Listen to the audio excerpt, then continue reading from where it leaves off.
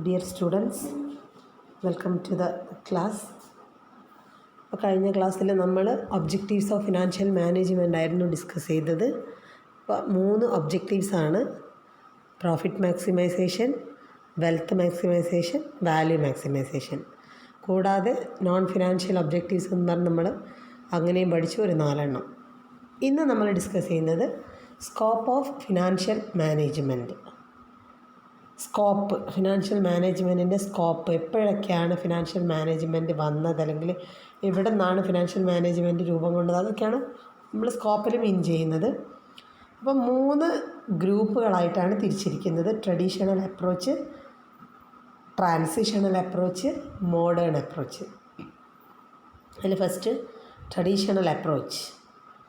The traditional approach to the scope of finance function evolved during 1920s and 1930s. In the initial stage of its evolution, the scope of FM was treated in the narrow sense of procurement of funds by corporate enterprises to meet their financing needs. അപ്പോൾ എന്താണ് traditional approach വന്നത് 1920s 1930s ഇടയ്ക്കാണ്. അപ്പോൾ ആ സമയത്ത് the initial stage of evolution, അതായത് ആ സമയത്ത് എന്താണ് finance means procurement of funds.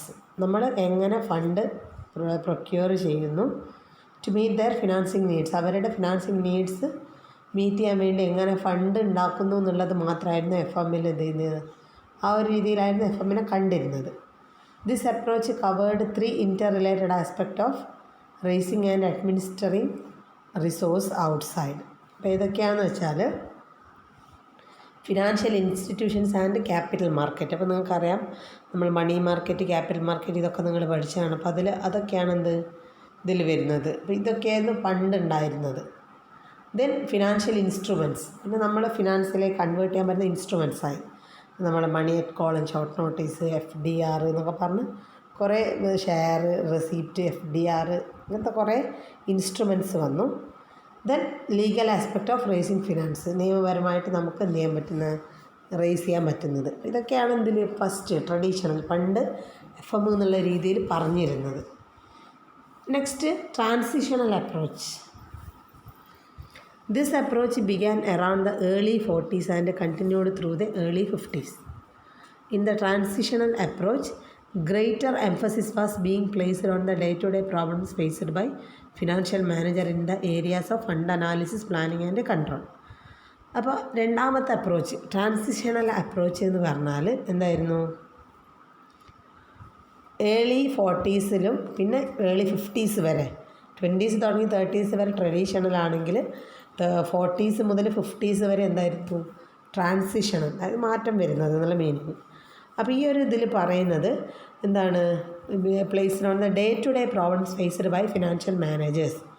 Financial managers ഓരോ ദിവസവും എന്തൊക്കെ കാര്യങ്ങളാണ് ചെയ്തിരിക്കുന്നത്, മീൻസ് ഏതൊക്കെ ഏരിയ, ഫണ്ട് അനാലിസിസും പ്ലാനിങ് ആൻഡ് കൺട്രോളിംഗ് ആയിട്ട് ബന്ധപ്പെട്ട് എന്തൊക്കെ കാര്യങ്ങളാണ് അയാൾ ചെയ്തുകൊണ്ടിരുന്നത് എന്നുള്ളതാണ് ഏതിൽ വന്നത്?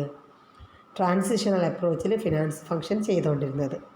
മൂന്നാമത്തെ അപ്രോച്ച് എന്ന് പറഞ്ഞാൽ modern approach. This view the term FM is a broad sense.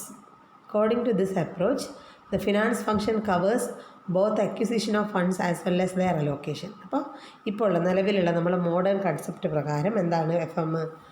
എങ്ങനെ ഫണ്ട് അക്വയർ ചെയ്യുന്നു, എങ്ങനെ ഫണ്ട് അലോക്കേറ്റ് ചെയ്യുന്നു, നമ്മൾ എങ്ങനെ എവിടെ നിന്ന് ഫണ്ട് വരുന്നു, ആ ഫണ്ട് എത്ര വരുന്നു, ആ ഫണ്ടിന് നമ്മൾ എങ്ങനെ യൂട്ടിലൈസ് ചെയ്യുന്നു. Thus, the major concern of FM is the efficient allocation of funds to various use. അപ്പോൾ പറയുന്നത് എന്താണ്? Efficient allocation of various funds. നമ്മളെ ഫണ്ടിൻ്റെ നല്ല രീതിയിൽ ഫണ്ടിനെ എങ്ങനെ അലോക്കേറ്റ് ചെയ്യുന്നു എന്നുള്ളതാണ് ഇവിടെ മോഡേൺ അപ്രോച്ച് പ്രകാരം പറയുന്നത്. 3 broad areas, 3 broad areas cover ചെയ്യുന്നുണ്ട്. നോക്കാം. Investment decision. നിങ്ങൾക്കറിയാം, നമ്മൾ കഴിഞ്ഞ ക്ലാസ്സിൽ പറഞ്ഞാണ് മോഡേൺ ഇൻവെസ്റ്റ്മെൻറ്റ് ഡിസിഷൻ എന്ന് പറഞ്ഞാൽ നമ്മൾ കഴിഞ്ഞ ക്ലാസ്സിലൊക്കെ ഡിസ്കസ് ചെയ്താണ്. എന്തായാലും ഇൻവെസ്റ്റ്മെൻറ്റ്, നമ്മളെ എമൗണ്ട് നമ്മൾ എവിടെ ഇൻവെസ്റ്റ് ചെയ്യണം, അപ്പോൾ നമുക്ക് കിട്ടുന്ന റിട്ടേൺ അനുസരിച്ചാണ് നമ്മൾ എന്ത് ചെയ്യുക, ഇൻവെസ്റ്റ് ചെയ്യുക. അതാണ് investment decision. Second financing decision.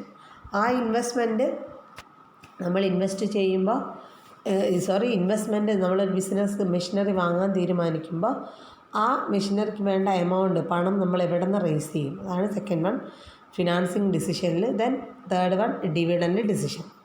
Dividend decision എന്ന് പറഞ്ഞാൽ നമ്മൾ ഡിവിഡൻഡ്, അതായത് എത്ര ഡിവിഡൻഡ് കൊടുക്കണം. നമ്മൾ ഫണ്ട് റേസ് ചെയ്യാൻ വേണ്ടി ഷെയറിലാണോ അല്ലെങ്കിൽ ഡിബഞ്ചറിലാണോ ചെയ്യുന്നതെങ്കിൽ അവർക്ക് കൊടുക്കുന്ന റിട്ടേൺ എങ്ങനെയാണെന്നുള്ളതായിരുന്നു ഡിവിഡൻഡ് ഡിസിഷനിൽ പറയുന്നത്. അപ്പോൾ ഇത് ഡീറ്റെയിൽഡ് ആയിട്ട് കഴിഞ്ഞ ക്ലാസ്സിൽ പറഞ്ഞതാണ്. അപ്പോൾ അത് തന്നെയാണിത്.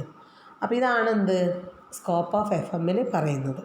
അപ്പോൾ ഇത്രയും കാര്യങ്ങൾ നിങ്ങൾ നോട്ടിലേക്ക് കൺവേർട്ട് ചെയ്ത് വെക്കുക. Thank you.